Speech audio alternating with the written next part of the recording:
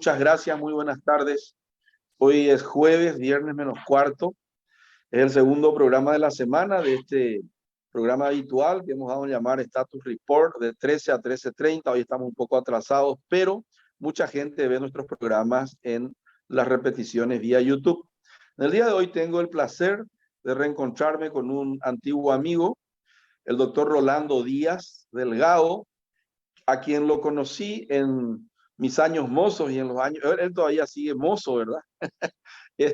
Trabajando para el Sistema Nacional y el Consejo Nacional de las Empresas Maquiladoras, donde él fue uno de los impulsores que hizo el gran salto hacia adelante cuando todavía todo era muy incipiente.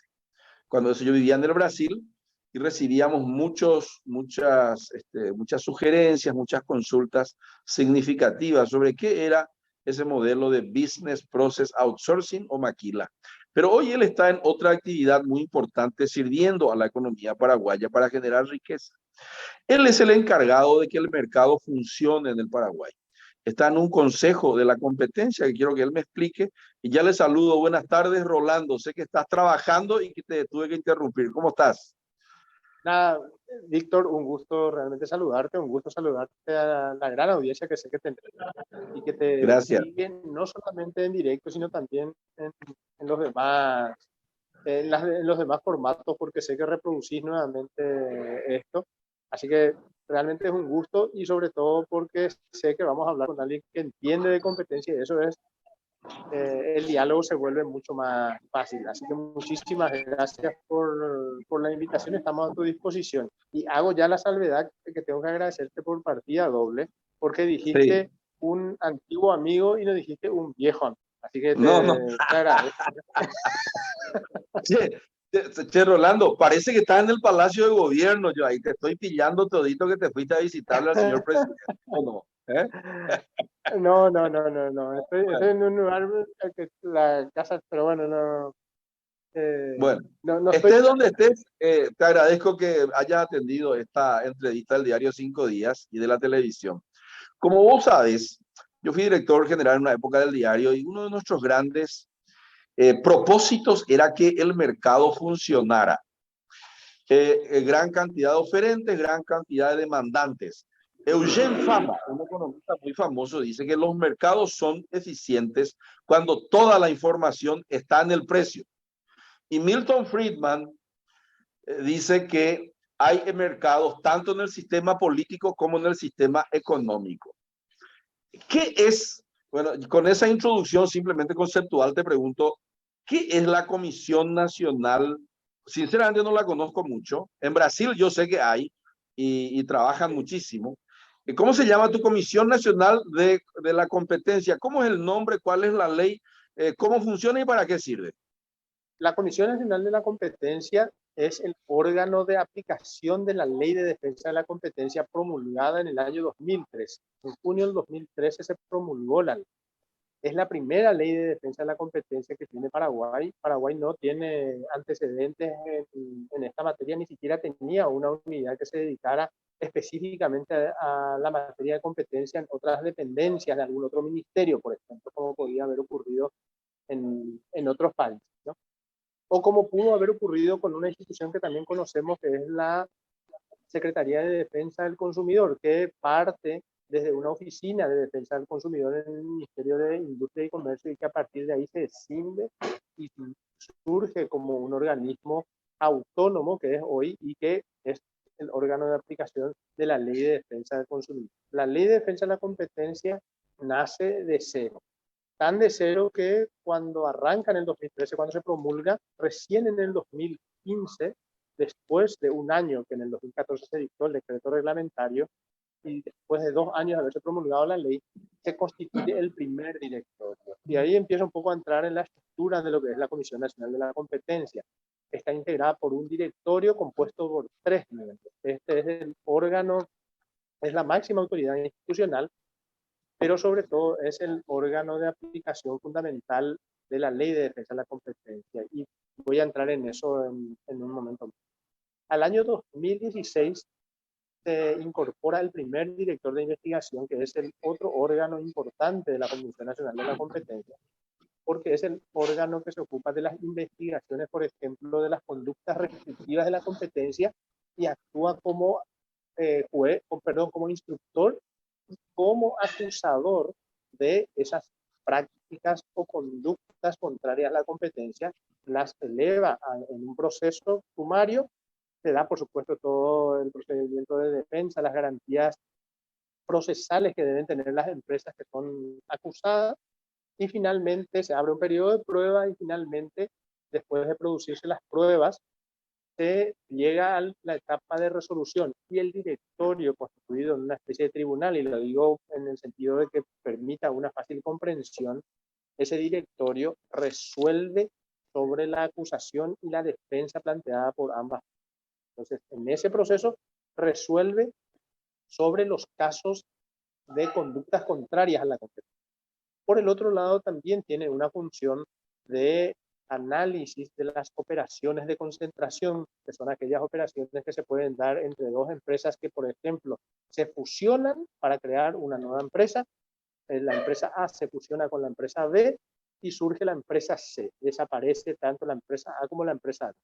Puede producirse también una fusión por absorción en la que la empresa A se fusiona con la empresa B, subsiste la empresa A y desaparece la empresa B. Puede darse un proceso de concentración cuando dos empresas A y B en realidad no desaparecen ni se fusionan, pero crean una tercera empresa C. También se habla de un proceso de concentración, y la concentración se puede dar también cuando dos empresas que no se fusionan ni por traspaso de acciones ni por una fusión, sino sencillamente porque el accionista de la empresa A, por ejemplo, decide comprar las acciones mayoritarias o totales de la empresa B y por tanto pasa a controlar esa empresa también. ¿Sí? Se puede dar incluso una operación de concentración cuando se suscribe un contrato que implique la transferencia solo de los activos, por ejemplo, una unidad productiva, una planta. La empresa B sigue conservando su personería jurídica, sigue teniendo sus otras plantas de producción, pero transfiere una planta completa de producción, la transfiere a otra. E incluso, como hemos tenido ya ejemplos aquí, se conocerá porque es un caso bastante conocido, en el caso de los frigoríficos, la concentración que se presentó para su análisis a la comisión entre Frigomer, del grupo Minerva, y la empresa Frigorífico Norte, conocida más como Frigo Norte, ¿no? Era un contrato, se documentó eso en un contrato de prestación de servicios, pero se consideró ahí una fusión. Sí, no te escucho, Víctor, espero que tenés silenciado. Perdón, ahora, discúlpame. Minerva con Frigo Norte se fusionaron. ¿Eso ya aconteció? No, Minerva con Frigo Norte suscribieron hace unos años, en el 2019, un contrato por el cual Frigorífico Norte le cedía en virtud de ese contrato, le llamaban, la denominación del contrato era un contrato de prestación de servicio, pero llevaba adicionalmente otras condiciones contractuales. En ese contrato, la empresa Frigorífico Norte, que tenía una capacidad instalada, le cedía esa capacidad instalada para producir, para que Minerva pudiera producir en esas instalaciones. La Comisión Nacional de la Competencia consideró que esa operación, también por las implicancias que tenía y por el tiempo que iba a durar, por los compromisos que adicionalmente a la prestación de servicios venían dentro del contrato, entendió que ese contrato también constituía una concentración desde el punto de vista de la ley. Analizó esa operación de concentración y la rechazó. Rechazó esa operación de concentración en el entendimiento de que esa empresa que ya tenía una posición dominante en el mercado paraguayo estaría incrementando esa posición dominante y por tanto debía rechazar la operación.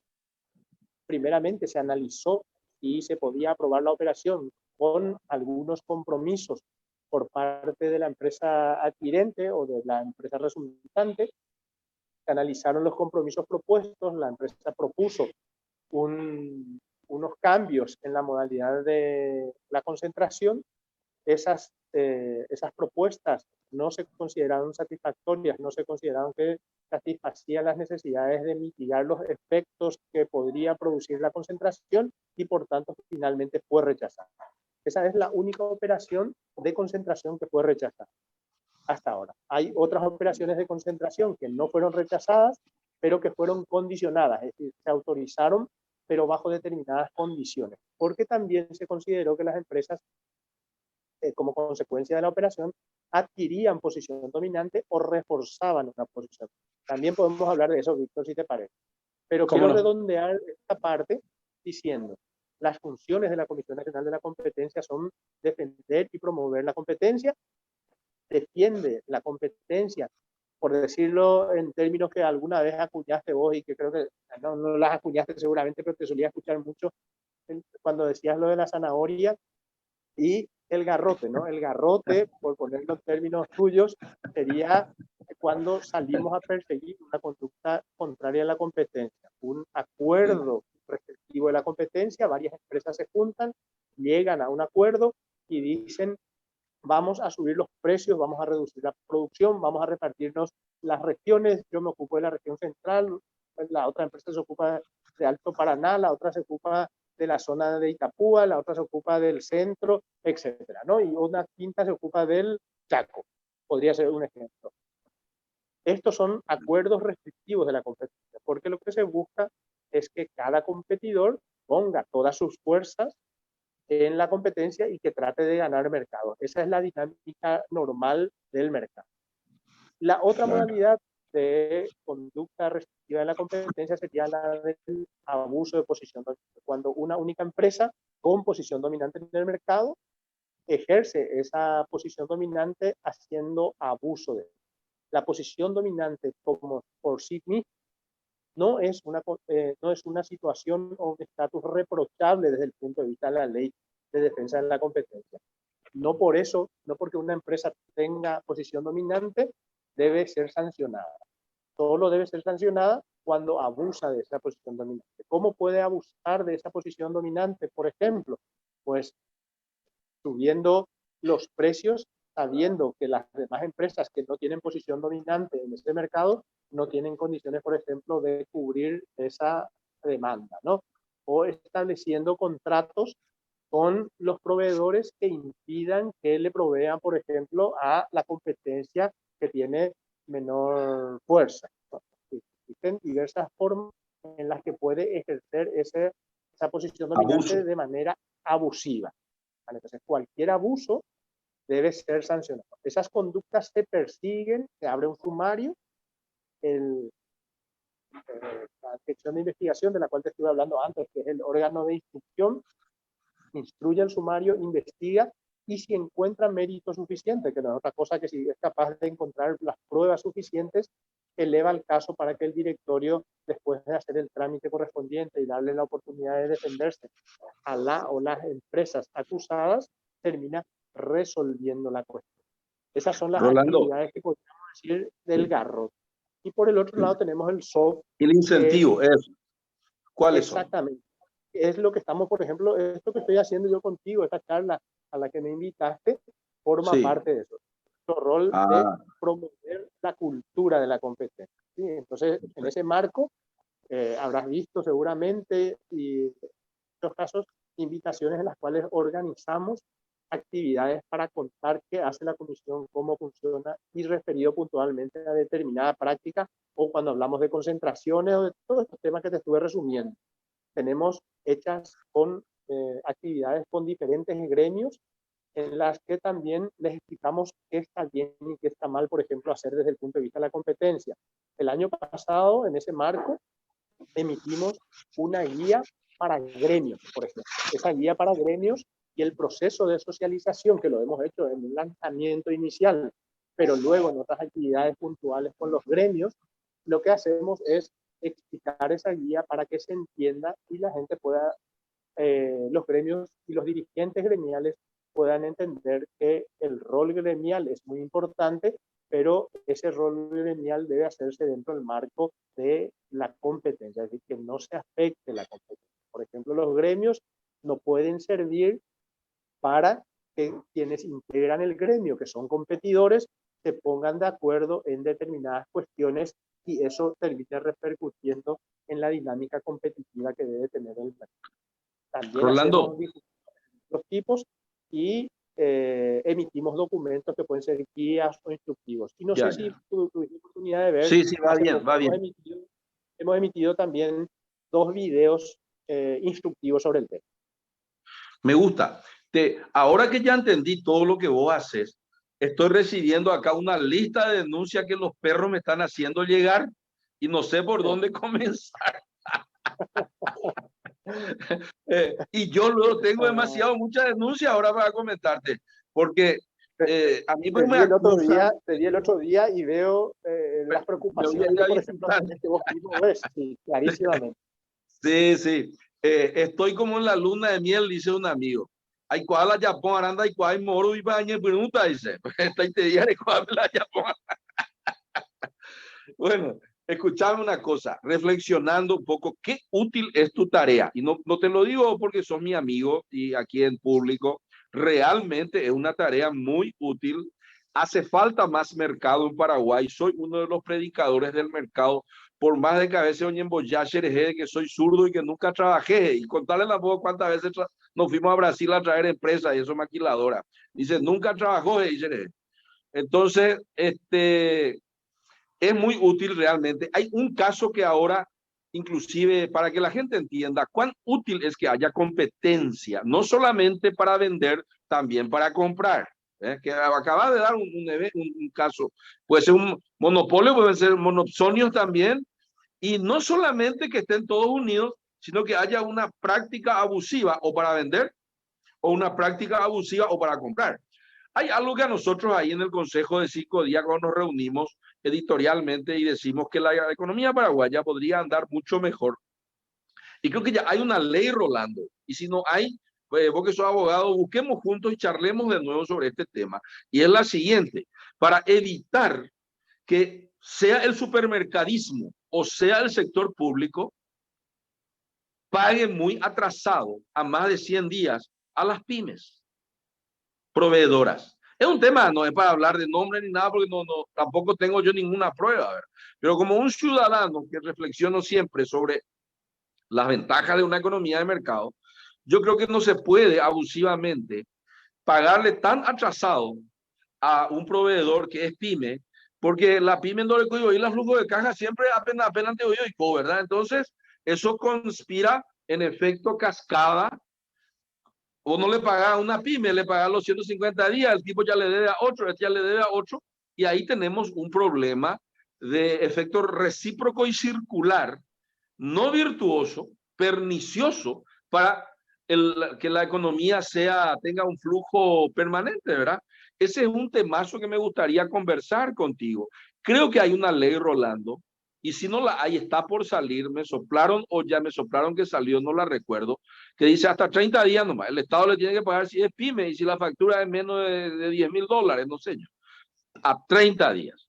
Y sí, porque ¿qué hace yo conozco municipalidades, Rolando, que están los en default selectivo. Todas las municipalidades están quebradas, podemos cerrar y no va a pasar nada en Paraguay. Nadie ni va a notar de que no hay más intendente, que no hay gobernador, sí que menos todavía vamos a notar. En serio te digo, nosotros acá con 5 ministros y un presidente de la República y una sola cámara funcionamos perfectamente. Bueno, pero sigo, ese ya es mi sueño, ¿verdad? Pero te sigo explicando. Hay tesoreros que como están en default selectivo, mira la factura. Y las facturas más chicas, por millones de razones, pagan atrasado. Y las facturas más grandes, por millones de razones también, si pueden pagar, pagan antes. Y las facturas menores de un proveedor, sea de bienes o sea de servicios, siempre de una pyme. Esa es una reflexión final nomás, Rolando. De manera que, para cerrar, quiero que hagas una reflexión final alrededor de tu gran papel y después vamos a tener otra entrevista también para personal, para que podamos seguir conversando sobre esto. Hola, Rolando. Parece que se quedó sin. ¿Estás con señal? Parece que se quedó sin señal. Bueno, Visto y considerando que se quedó sin señal Rolando Díaz Delgado, nuestro director de la competencia, y yo no puedo salir, y él tampoco, de las 2 o 3 empresas que nos dan un pésimo servicio de Internet, se suspende el programa por falta de competencia. Muchísimas gracias. Nos vemos el próximo martes. Muy buenas tardes.